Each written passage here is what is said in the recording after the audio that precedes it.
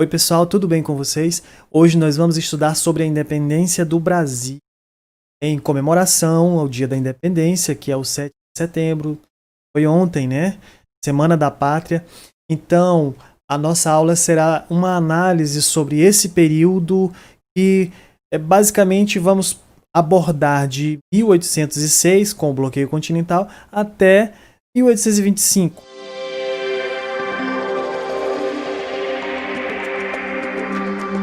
Bem, para que entendamos o processo de independência, é necessário que nós entendamos que a ideia de independência do Brasil começou a ser inserida no contexto brasileiro ainda nos movimentos emancipatórios do período colonial, como a própria Inconfidência Mineira, ok? No entanto, para que essa ideia pudesse se materializar, se concretizar, foi necessário aquela ajudinha do destino. Então, na Europa, o que estava havendo? Estava havendo conflitos, principalmente entre a Inglaterra e o Império Napoleônico, que estava nas suas campanhas expansionistas, e a Inglaterra era o grande impedimento dessas conquistas napoleônicas. Então, o que Napoleão faz? Cria um decreto chamado Bloqueio Continental, que basicamente impedia que as nações submetidas ao poder do primeiro Império Napoleônico comercializassem com a Inglaterra. E nesse meio estava Portugal. Portugal ficava em cima do muro. Portugal ficava indeciso ali, fingindo que estava tomando a decisão, não sabia se ficava do lado da Inglaterra. E devido a vários acordos que já havia feito, inclusive acordos mal feitos com a Inglaterra, já havia um passado de negociações. Também a proximidade, entre outros fatores que influenciaram Dom João a decidir em favor da Inglaterra, manter sua aliança com a Inglaterra. Daí, quando as tropas napoleônicas começam a se aproximar de Portugal, já na divisa entre Portugal, Dom João imediatamente assina o acordo com a Inglaterra para que a marinha inglesa escoltasse a família real de Portugal para o Brasil. Isso aconteceu repentinamente, os portugueses já tomaram conhecimento desse fato quando a família real já tinha embarcado para o Brasil, né? E com isso, de fato, aquela ajudinha do destino começa a acontecer. O bloqueio continental, que era foco de tensões na Europa, agora é o motivo real para a independência do Brasil, e vamos entender esse processo. Com a chegada no Brasil, imediatamente Dom João começa a cumprir seus acordos com a Inglaterra, entre eles a abertura dos portos.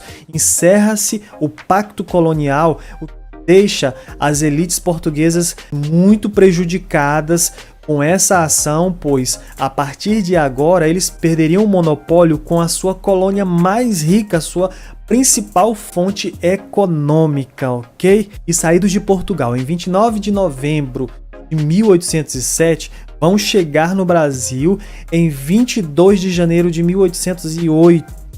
Uma viagem cansativa, cheia de perigos pelo mar, e o grupo que veio, por ser muito grande, foram divididos em dois segmentos. O primeiro trazendo a família real e o outro grupo trazendo parte do grande contingente de pessoas, entre eles toda uma estrutura administrativa de Estado, juízes, professores, advogados e vários outros profissionais compunham essa caravana de pessoas para formar a Corte Real Portuguesa no Brasil. Okay?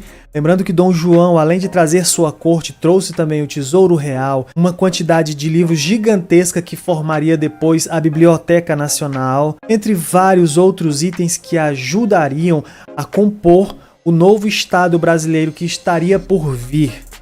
Okay? Ainda cumprindo seus acordos comerciais, Dom João, ainda em 1810, assina o Tratado de Comércio e Navegação com a Grã-Bretanha, a Inglaterra, e esse tratado prejudicava os portugueses. As tarifas alfandegárias a partir de agora seriam mais baratas para os ingleses e mais caras para os portugueses. Ainda por pressões inglesas, Dom João vai se comprometer a acabar com o tráfico negreiro, ok?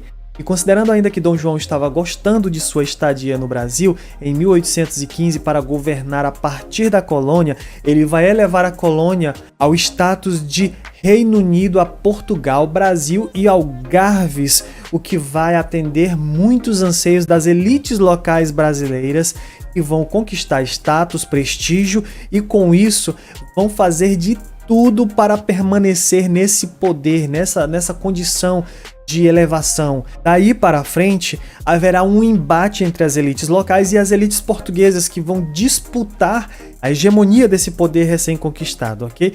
Em contrapartida, Portugal, após a saída da família real, havia passado por várias crises, vários reveses, oriundos da ausência da família real que agora administrava a partir da colônia.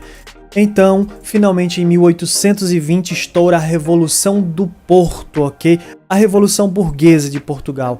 E suas reivindicações eram extremamente prejudiciais à recém-elevada colônia Brasil, ok? Eles exigiam a revogação dos atos do imperador, eles exigiam a volta da família real para Portugal, eles exigiam que o Brasil voltasse à condição colonial, então havia toda uma pressão, incluindo a destituição da coroa. Então Dom João, para não perder o seu reinado, a sua coroa, ele regressa para Portugal em 1821, deixando como regente do Brasil Dom Pedro. O processo de independência se constrói de maneira tão rápida que se você perguntasse para algum brasileiro em 1817 se o Brasil seria independente nos anos seguintes, ele jamais acreditaria nisso. Afinal, eles haviam acabado de suprimir a Revolução Pernambucana e tinha sido um dos grandes movimentos separatistas do Brasil, ok? No entanto, com os reveses e as pressões portuguesas prejudicando as elites locais e a economia brasileira, inicia-se o período de construção da independência,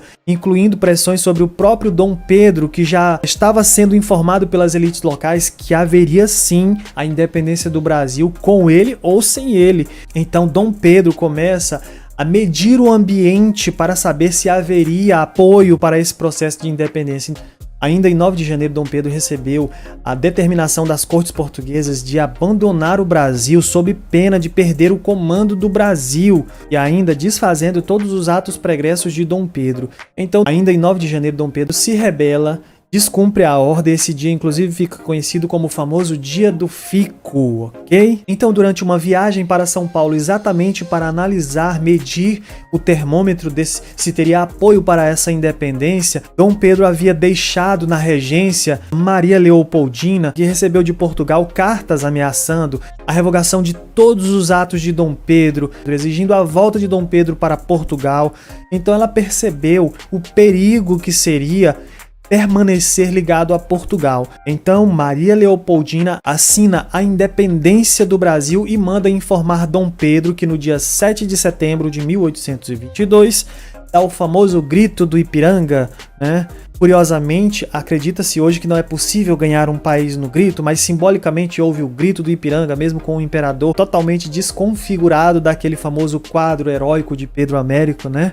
Mas, enfim, o importante é que dali por diante já não tinha volta, havia sido declarada a independência do Brasil. Daí, em 12 de outubro de 1822, Dom Pedro é aclamado imperador. Bem, pessoal, como falei anteriormente, esse processo não foi ganhado no grito. Havia toda uma pressão, toda uma articulação das elites locais brasileiras.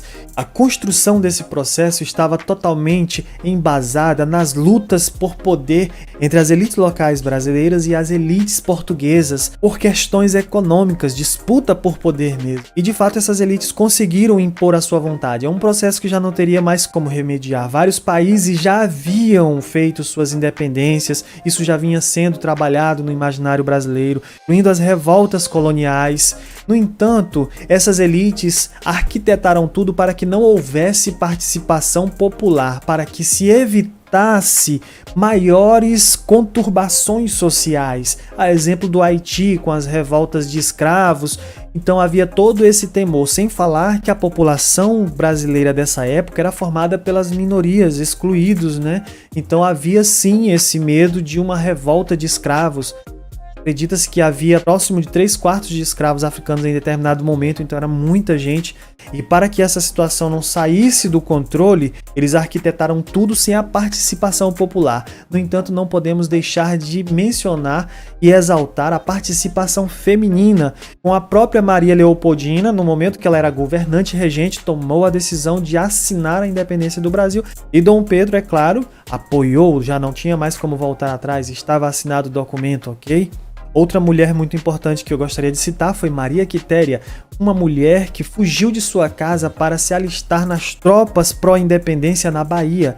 E para isso, ela teve que se disfarçar de homem, porque na época não podia a mulher participar do exército, né? No entanto, quando eles descobriram a identidade dela, ela já havia provado seu valor em batalha, seu valor em combate, e por isso permaneceu até o fim dos conflitos. No final recebeu a condecoração de Cavaleiro da Ordem Imperial do Cruzeiro de Dom Pedro I, reconhecendo seu alto valor como uma mulher participando, e foi mais uma heroína da independência, ok? Por fim, após todas essas disputas e os interesses comerciais em jogo, em 29 de agosto de 1825, finalmente houve a assinatura do Tratado de Amizade e Aliança entre Portugal e Brasil, mediado pela Inglaterra, que tinha interesse nas vantagens adquiridas com essa independência e também não pretendia perder seus acordos com Portugal. Então, celebraram esse acordo. É claro que a Grã-Bretanha exigiu sua parte em 2 milhões de libras esterlinas para poder mediar esse acordo e acabar finalmente com esse processo que já havia provocado desgaste entre as duas nações, ok? E daí por diante está feito. O Brasil é uma nação independente, lembrando que as elites locais escolheram a monarquia exatamente porque sabiam desse prestígio, e isso comprova-se ao observar os países fragmentados ao redor do território brasileiro. Não havia nesses processos uma hegemonia das elites locais, que sabiam da importância de se aproveitar do prestígio de um membro da família real europeia para se legitimar como essa grande nação continental, gigante como a própria natureza, assim como diz o hino nacional, né? Então, agora precisamos aprender a lidar com todo esse tesouro, com todo esse presente que nos foi deixado. Isso exige não só de nós brasileiros evoluirmos como pessoas, como cidadãos, como membros de um conjunto maior, mas principalmente das nossas classes políticas, para tomarem a melhor decisão em prol do destino dessa grande nação. Então realmente espero que nós consigamos um dia atingir um nível de desenvolvimento social, político, econômico à altura do presente que nos foi deixado, que é essa grande nação continental, ok, pessoal? Essa foi nossa aula sobre a independência do Brasil. Um abração para vocês. Espero sempre contribuir com o aprendizado de vocês. Cadastre aí no canal, ok? Até a próxima, tá bom, pessoal? Tchau, valeu!